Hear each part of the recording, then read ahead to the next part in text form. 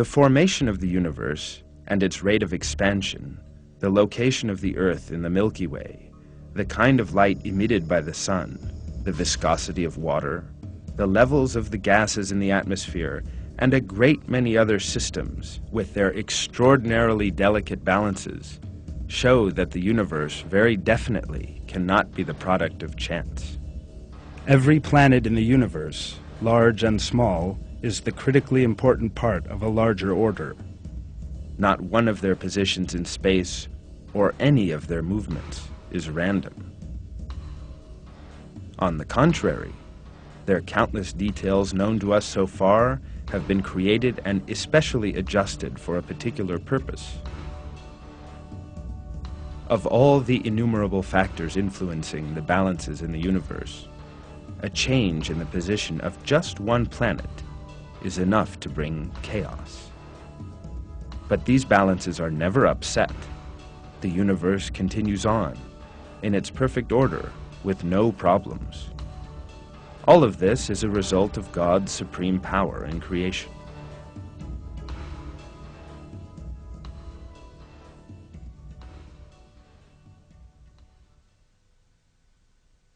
He who created the 7 heavens in layers. You will not find any flaw in the creation of the All-Merciful. Look again. Do you see any gaps? Then look again and again. Your sight will return to you, dazzled and exhausted.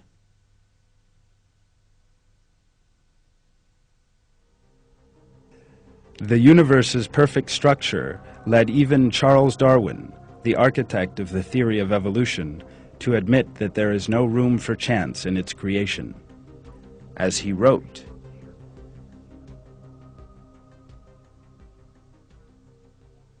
"This conviction in the existence of God follows from the extreme difficulty, or rather impossibility, of conceiving this immense and wonderful universe, including man with his capacity of looking far backwards and far into futurity as the result of blind chance or necessity."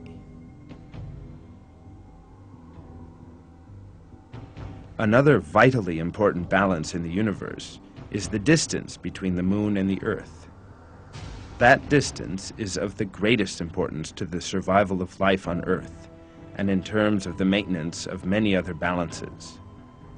Indeed, the slightest variation in the distance between the two bodies could give rise to significant imbalances. For example, if the moon were much closer to the Earth, it would crash into our planet. If much farther away, it would move off into space.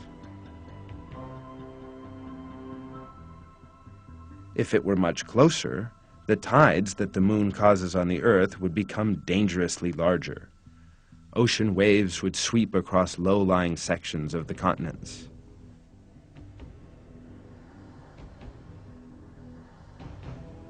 A more distant moon would reduce tidal action, making the oceans more sluggish. Stagnant water would endanger marine life, yet it is that very marine life that produces the oxygen that we breathe. That could lead to the disappearance of all life. The distribution of heavenly bodies in the universe is created exactly to conform to the needs of human life. These distances directly affect the orbits and even the existence of the planets. The distribution of the heavenly bodies in space and the huge empty spaces between them are essential to life on Earth. In his book, The Symbiotic Universe, American astronomer George Greenstein explains the importance of the distances between heavenly bodies.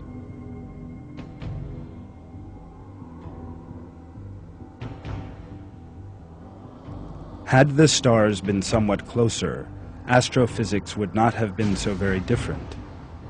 The fundamental physical processes occurring within stars, nebulas, and the like would have proceeded unchanged.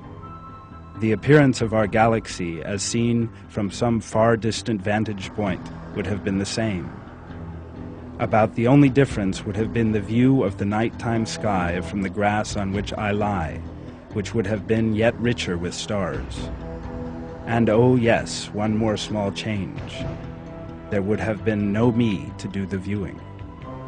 All these facts show that there are perfect systems in the universe, consisting of most delicate balances that are essential for life.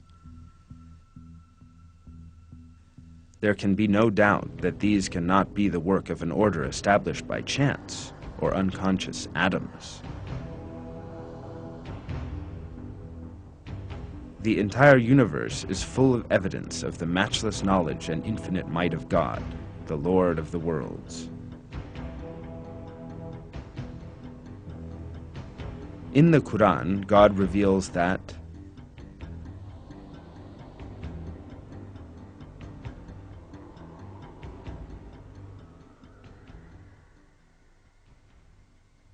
God, there is no God but Him, the living, the self-sustaining. He is not subject to drowsiness or sleep. Everything in the heavens and the earth belongs to Him.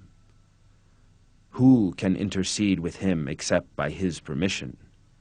He knows what is before them and what is behind them, but they cannot grasp any of His knowledge save what He wills. His footstool encompasses the heavens and the earth, and their preservation does not tire Him. He is the Most High, the Magnificent.